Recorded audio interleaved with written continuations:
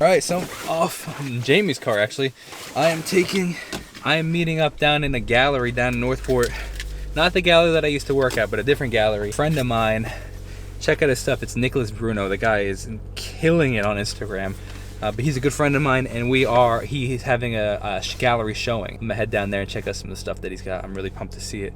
I think it's pretty cool stuff. He's an insane artist, insane photographer. Definitely go check out his stuff. Nicholas Bruno.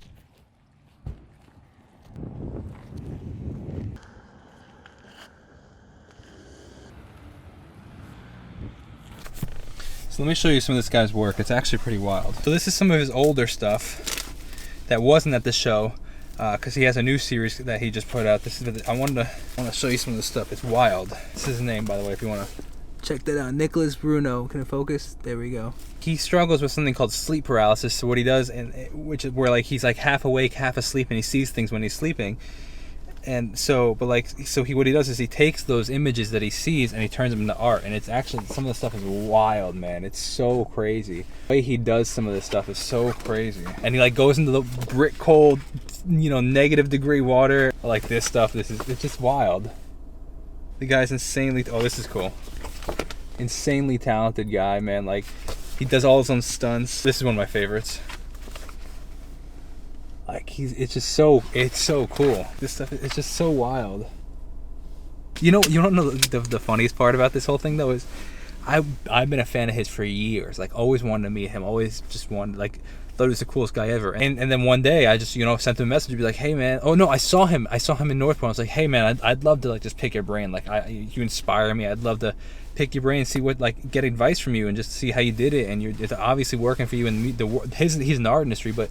And so I saw him in person and then said, hey, can I get your number or something? Can we get together or something? Give a card. And we got together, we grabbed coffee, and then after that I invited him to this business meeting. The business meeting that I go to like once a week. I haven't been in a couple months because we paused it. But you guys were seeing me go to that business meeting every day. Like, now he goes, and he's been going for years. Like, he's a great friend of mine now. But it's like you never know until you ask. There's opportunities and friendships and great business opportunities and stuff out there, and great friendships out there. If you never ask, you never get them though. So I'm not gonna lie, I'm in this really, really weird space lately. If you guys were around the vlog back in like September, well, if you were around the vlog probably through like July through September, I was super heavy involved in the stock market, like every single day trying to day trade and stuff, and I was having a ton of fun until I lost so much money. I lost like a lot of money in a single day on a couple options trades. Not fun. A couple weeks later, a stock that I had a ridiculous amount of money and ended up going down, and then but whatever. At this point, I think I've evened out, with what I've gained and what I've lost. So it's all good. Just learned a lot. But that being said, I'm watching these YouTube videos, these guys that I've been watching for a year, at least, every day. Like, I watch this guy Meet Kevin on YouTube every single day. I've watched his channel go from like 300K subs in like March and April of last year to now 1.3 million in a year. Like, he had a month in June where he made over $1 million from YouTube alone. Like, this guy's my inspiration. I watch. It's all like political and finance and stuff. He's very down the center with a lot of things, so he gives like actual facts. That's why I really like him. Meanwhile, this guy is 29 years old, has like 25 properties in California, made $18 million in the past year from Tesla stock, like, alone.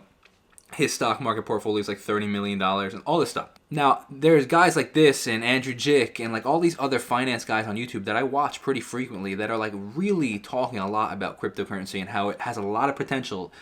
And I have money in it, and I'm grateful. Like, I've made a couple grand actually. I want to clarify that.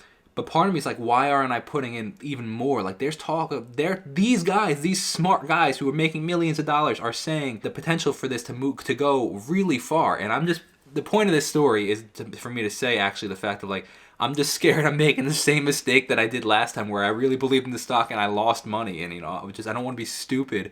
And it's like, am I making the same mistake or am I not? And I don't want to. And I know that a lot of you guys really don't even care about this side of my life. It's just a part that I find super interesting and I really enjoy. But take the word stock out of it and put in whatever the case is, like a relationship or a career or anything like that. It's like, am I making the same mistake, or is it a totally different one? Because now the mistake before was like I didn't know what I was doing really, and I was just I kind of broke my rules that I was trying to do, and that's why I ended up losing a lot of money the first time with the options, and the second time just found some random thing that I just believed in. There's all these smarter people that are saying that they're doing it, and it's like, well, I'm following their lead, who are way smarter, way richer, way more successful in that area than I am. So I don't know. I really don't know. If this thing does crash, like, it's not like I'm putting like all my money in there. Like, what I have in there right now is like, it wouldn't affect me if I lost too. That's the thing too. It's like, so, but part of me doesn't trust myself because of what happened in September. So I don't know, man. I just wanted to, I think I find it funny, and I wanted to share that with you guys. All right, we're about to head live. Got some live done. Do day 2 of trying to make a song go viral, and then we're gonna edit some vlogs on the live too. So here we go. Hey, what's going on, everybody? Welcome back to another episode, another series of trying to make a song go viral. Today we are at day 2 here. I actually have no expectations for what I want to do with this song. If it goes viral, that's amazing. If it doesn't go viral, it's all good, man.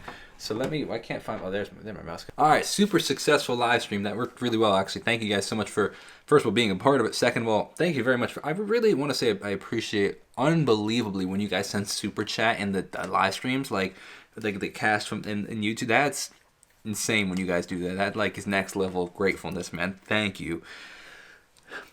Wild.